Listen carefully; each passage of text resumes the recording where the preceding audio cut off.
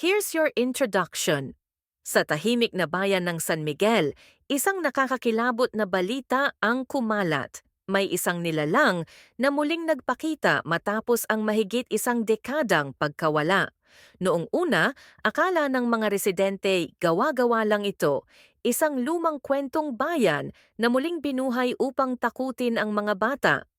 Pero nang magsimulang mawala ang mga alagang hayop at may mga nakakita ng kakaibang anino sa kakahuyan, nagsimulang mangamba ang lahat.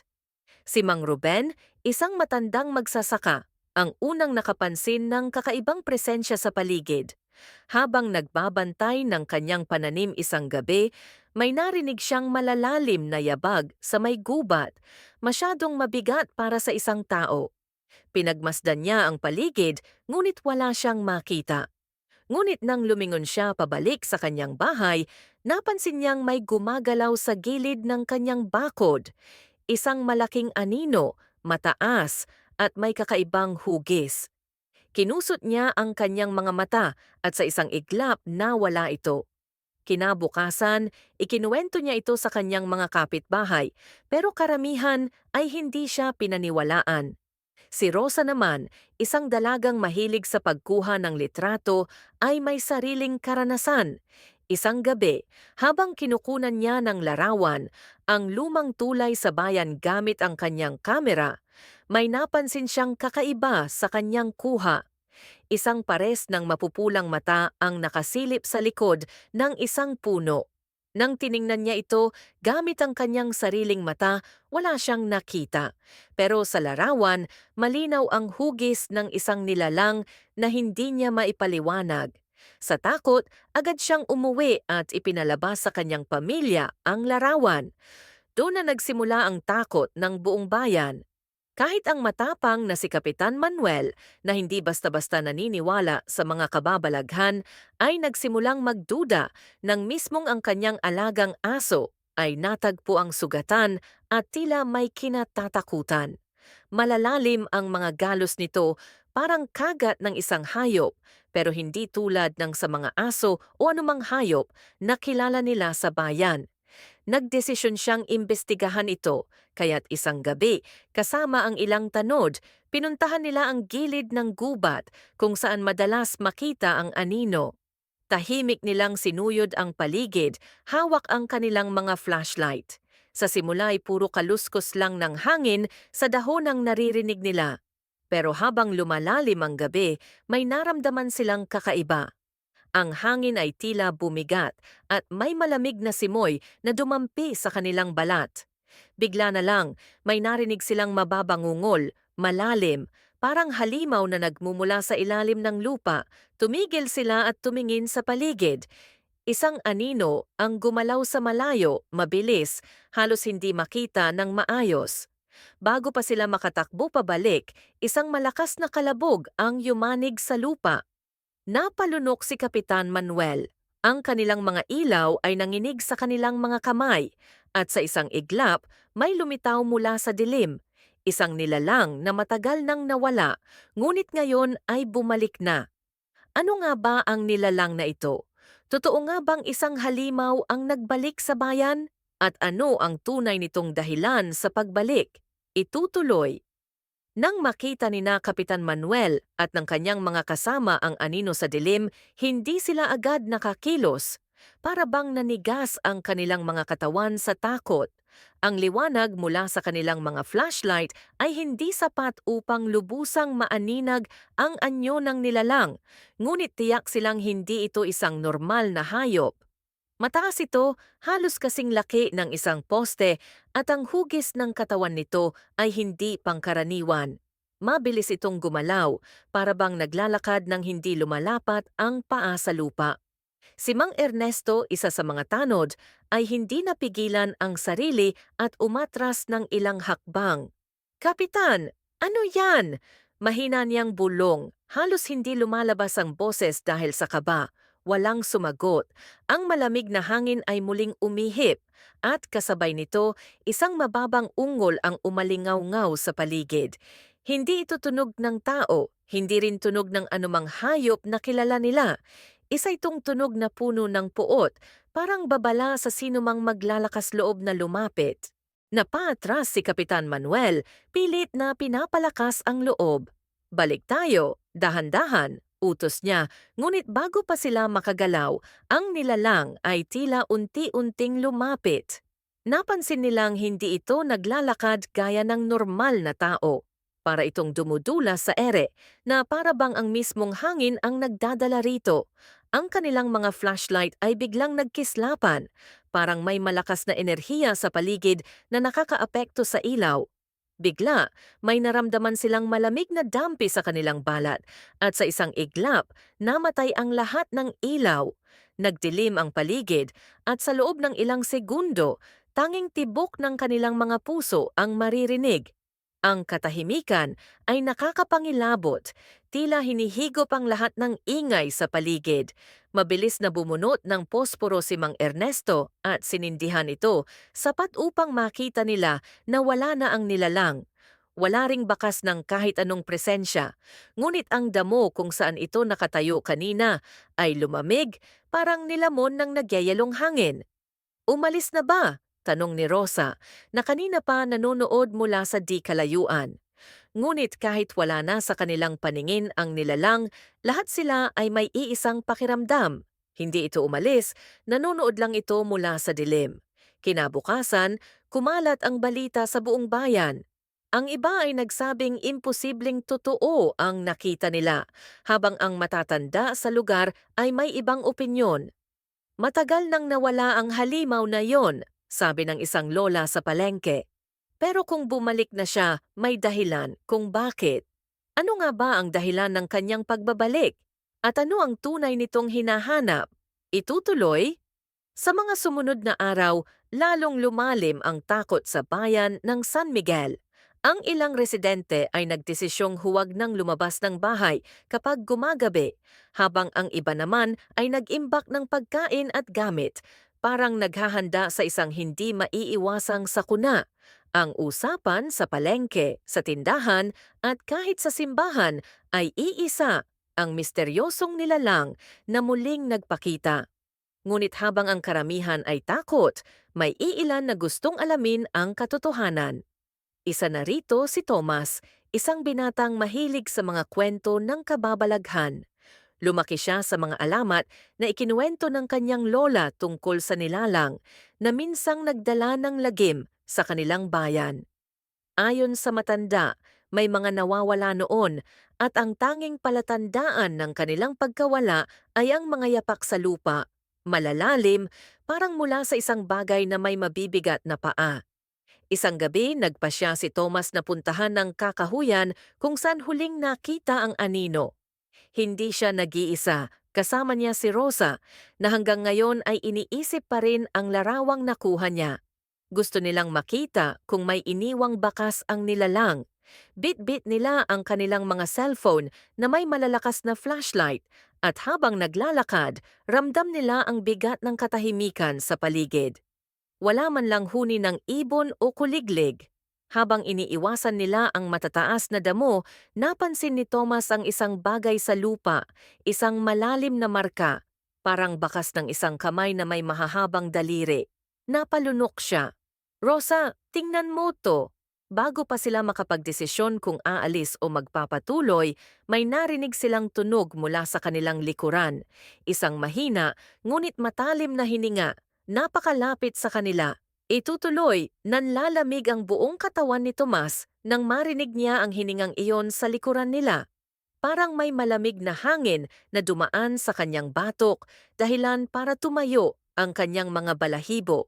Dahan-dahan siyang lumingon, kasabay ni Rosa, na mahigpit na hawak ang kanyang cellphone, nanginginig ang mga daliri sa takot. Sa manipis na liwanag mula sa kanilang flashlight, may gumalaw sa likuran ng mga puno. Hindi ito basta anino. Ito ay isang bagay na may hugis, may presensya. Sa isang iglap, sumungaw ang isang pares ng pulang mata mula sa kadiliman, nakatitig sa kanila. Hindi ito kumukurap, parang iniintay ang kanilang susunod na galaw. Humigpit ang hawak ni Thomas sa braso ni Rosa. Dahan-dahan tayong umatras. Huwag kang tatakbo. bulong niya, kahit na gusto na niyang tumakbo palayo.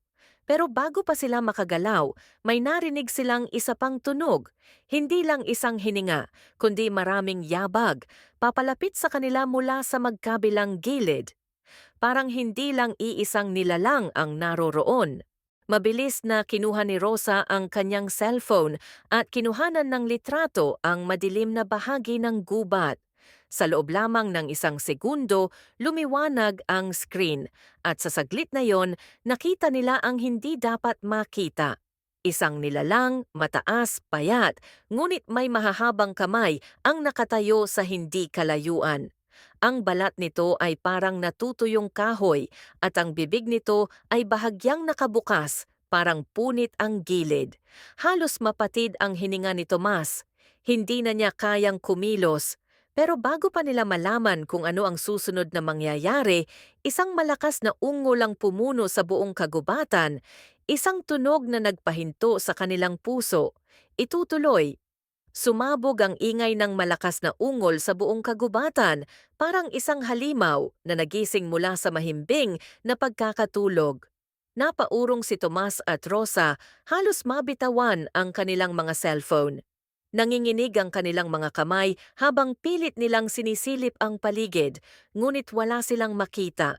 Tanging anino lamang na gumagalaw sa dilim. Tomas, kailangan na nating umalis, bulong ni Rosa, nanginginig ang boses. Ngunit bago pa sila makatakbo, biglang lumamig ang hangin sa paligid. Hindi ito basta malamig, parang may humihigop ng init mula sa kanilang katawan. Kasabay nito, nagsimulang lumabo ang ilaw ng kanilang flashlight, parang may sumisipsip ng enerhiya mula rito. Napansin ni Thomas na ang mga puno sa paligid ay tila gumagalaw, ngunit hindi dahil sa hangin. May kung anong hindi nakikita na nagpapagalaw sa mga dahon na parang may nabubuhay sa mismong lupa. Maya-maya, isang figura ang lumitaw sa likuran nila. Hindi ang halimaw na nakita nila kanina, kundi isang matandang lalaki na may malalim na pilat sa mukha. Hindi nila alam kung saan ito nanggaling, ngunit sa kanyang tingin, alam niyang naiintindihan niya ang nangyayari. "Umalis kayo rito," mahinang sabi ng matanda, ngunit matigas ang kanyang tinig. Bago pa niya kayo kunin, tila napako sa kinatatayuan si Thomas at Rosa. "Sino kayo?" tanong ni Thomas, ngunit bago pa siya masagot, may malalakas na yabag na namang narinig mula sa kadiliman. Sa pagkakataong ito, hindi lang iisang nilalang ang paparating. Humakbang palapit ang matanda, bumuntong hininga, saka bumaling sa kanila. "Matagal ko nang alam na babalik siya. Pero hindi siya nag-iisa, may mas malaki pang panganib na paparating." Napatingin si Rosa sa kanya, gulat sa narinig. "Anong ibig niyong sabihin?" Bago pa sumagot ang matanda, isang malakas na hangin ang dumaan, halos itinulak sila paatras. At sa isang iglap, sa harapan nila lumitaw ang isang mas malaking anino, isang figura na mas mataas, mas matindi ang presensya. Ang pulang mata nito ay mas maliwanag at ang hugis nito ay mas malinaw na ngayon. Dito na nila naunawaan, ang halimaw na nakita nila kanina ay hindi ang tunay na banta. Isa lang itong tagapagbantay. Ang totoong panganib ay nasa harapan na nila ngayon. Itutuloy, nanginginig sina Thomas at Rosa habang nakatitig sa aninong lumitaw sa harapan nila. Mas mataas ito, mas nakakatakot, at ang presensya nito ay parang nagpapabigat sa mismong hangin sa paligid. Hindi ito basta halimaw, ramdam nilang may mas malalim itong dahilan sa paglitaw. Ang matandang lalaki ay hindi natinag. Humakbang siya sa harapan nila, parang tinatangkang protektahan sila mula sa nilalang. "Hindi kayo ang hinahanap niya," mahina niyang bulong. "Ako ang dapat niyang kunin." Nagkatinginan sina Thomas at Rosa, hindi makapaniwala sa narinig. "Anong ibig mong sabihin?" tanong ni Thomas. Hindi sumagot ang matanda. Sa halip, inilabas niya mula sa kanyang bulsa ang isang lumang kwintas na may itim na bato. Sa sandaling iyon, biglang nagbago ang anyo ng halimaw. Ang pulang mata nito ay tila lumabo at ang anino nito ay kumalat sa lupa, parang usok na humahalo sa hangin. biglang bumigat ang paligid at isang malalim na boses ang narinig, hindi mula sa nilalang, kundi mula sa mismong hangin. "Matagal kitang hinanap," sabi ng tinig, malamig at puno ng galit. "Panahon na para tapusin ang ating kasunduan." Napatras si Tomas. "Kasunduan? Anong kasunduan?" Sa wakas, nagsalita ang matanda, ang kanyang boses ay puno ng lungkot. "Matagal na akong may kasalanan sa bayan na ito. Noong bata pa ako, gumawa ako ng isang kasunduan upang protektahan ang sarili ko. Ngunit sa halip, isinumpa ko ang lugar na ito. Akala ko'y nakaligtas na ako, pero bumalik siya upang kunin ang kapalit." Dahan-dahang lumapit ang anino sa matanda at nang hawakan nito ang kanyang balikat, biglang lumakas ang hangin. Halos mapaatras sina Tomas at Rosa. Hindi nila maunawaan ang lahat ng nangyayari, ngunit isang bagay ang sigurado, hindi nila ito kayang pigilan. Isang malakas na sigaw ang pumuno sa kagubatan at sa isang iglap nawala ang anino. Kasabay nito, natumba ang matanda, humihingal at tila naubusan ng lakas. Sa kanyang huling hininga, tumingin siya kay Thomas. Wala na siya. Pero may kapalit ito. Tahimik ang lahat, wala na ang halimaw, wala na rin ang kakaibang presensya sa paligid. Ngunit nang tumingin si Thomas sa lupa, may napansin siyang naiwan, ang itim na bato mula sa kwintas ng matanda. Nang damputin niya ito, agad niyang naramdaman ang malamig na enerhiya na nagmumula rito. Sa isang saglit, narinig niya ang boses na hindi kanya. "Tayo pa lang ang nagsisimula." Itutuloy, napatingin si Thomas kay Rosa, ramdam ang malamig na enerhiya mula sa itim na bato sa kanyang palad. Ang paligid ay tahimik na, ngunit may kung anong bigat sa hangin, parang hindi pa tuluyang natatapos ang lahat. Si Rosa, bagamat gulat pa rin sa lahat ng nangyari, ay lumapit kay Thomas. "Ano yang narinig mo?" Mahina niyang tanong. Hindi agad nakasagot si Thomas. Hindi niya sigurado kung guni-guni lang ba ang tinig na iyon o totoong may natitirang bahagi ng sumpa sa kanya. Nang tingnan niya ang bato, napansin niyang may bahagyang paggalaw sa loob nito, para bang may usok na nakakulong sa loob. Hindi niya alam kung dapat niya itong itapon o itago. Napatingin sila sa matandang nakahandusay sa lupa. Tahimik na ito, parang payapa na ang mukha nito, ngunit hindi nila alam kung ano talaga ang nangyari sa kanya. Alam lang nila na matapos nitong harapin ang nilalang, nawala ang presensya ng kadiliman sa paligid. "Tomas," bulong ni Rosa, "dapat nating iwan yan, baka may kapangyarihan pa yan." Alam niyang tama si Rosa, pero may bahagi sa kanya na nagsasabing hindi pa tapos ang kwento. May gusto siyang alamin kung ano talaga ang koneksyon ng sumpa sa matanda at kung bakit siya mismo ang nakarinig ng tinig. Sa huli, pinili niyang ibaon ang bato sa ilalim ng isang puno, malayo sa kung saan ito maaaring makita ng iba. Nang matapos nilang takpan ito ng lupa, nagpalitan sila ng tingin. Hindi nila alam kung sapat na yon para matapos ang lahat, pero iyon na lang ang magagawa nila ngayon. Tahimik silang bumalik sa bayan. Ang hangin ay hindi na kasing bigat kanina at unti-unting bumalik ang tunog ng mga kuliglig sa paligid. Para bang unti-unting bumabalik ang normal na takbo ng gabi. Kinabukasan, kumalat ang balita tungkol sa nangyari. May mga nagtanong, may mga hindi naniwala, at may ilan ding nagsabing baka bumalik muli ang sumpa balang araw. Ngunit sina Thomas at Rosa ay alam ang totoo. Lumipas ang mga araw, bumalik ang buhay nila sa dati. Ngunit sa tuwing napapadaan si Thomas sa kakahuyan, palagi niyang nararamdaman ang malamig na simoy ng hangin at sa kanyang isipan, minsan naririnig pa rin niya ang mahiwagang tinig. At sa ilalim ng lupa kung saan niya inilibing ang bato, may bahagyang paggalaw sa lupa, isang hudyat na hindi pa talaga tapos ang kwento.